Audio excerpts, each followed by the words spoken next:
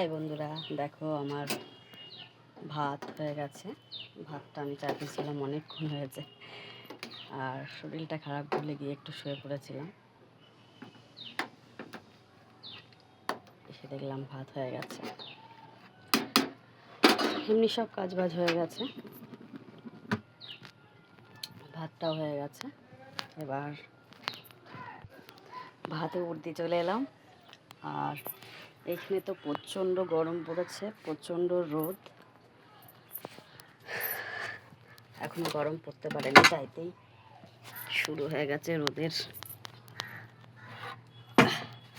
মানুষকে কষ্ট দেওয়া। আর এখন বসে পড়লাম সবজি কাটতে।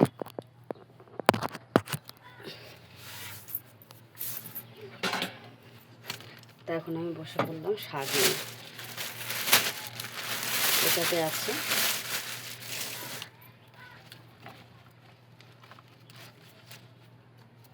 বেগুন, আর এটাতে আছে নোটে শাক। এটা তোমরা কে কি শাক বলো জানি না, আমরা পুঙ্কে শাকও বলি, নোটে শাকও বলি, যাই হোক। আর এখানে রয়েছে কয়েকটা পাট শাক।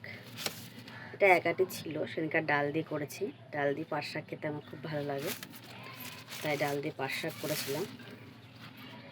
আজকে ভাবছি এমনিই করব। আর এমনি ঘরের যা কাজ বাজ ছিল সব হয়ে গেছে, আজকে একটু করে নিয়েছি তাড়াতাড়ি, কারণ শরীরটা একদম ভালো না। তার মধ্যে বাইরে প্রচণ্ড রোদ, তাই এখন চলে এলাম আমি রান্নাঘরে রান্না করতে। দেখো, এটা হচ্ছে মেয়েদের কাজ, সংসারের কাজ মেয়েদের করতেই হবে, তাই কিছু করো আর না করো, ঘুম থেকে উঠে চোখ খুললেই তোমার কাজ করতে হবে। তাই দেরি করে লাভ নেই, যেটা করো তাড়াতাড়ি করে ফেলো। শরীর খারাপ হলেও আমাদের কিছু করার থাকে না, করতেই হয়।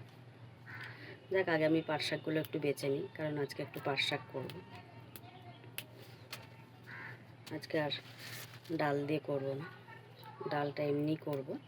পাট শাক করব, পুঙ্কে শাক করব, মানে নোটে শাক করব, আর মেয়ের জন্য ডিমের অমলেট করব, কারণ আমি এখন ডিমটা অনেক দিন ধরেই খাচ্ছি না, শরীরটা একটু অসুস্থ বলে। এই দেখো পাট শাক, সত্যি কথা বলতে গরমে তো পাট শাকটা খুব ভালো খাওয়া উচিত। আর এটা হচ্ছে বললাম যেটা নোটে শাক, এগুলো আজকে এই দুটো শাকই করা হবে। তোমাদের ভিডিওটা কাদের কাদের ভালো লাগলো অবশ্যই কমেন্ট করে জানাবে।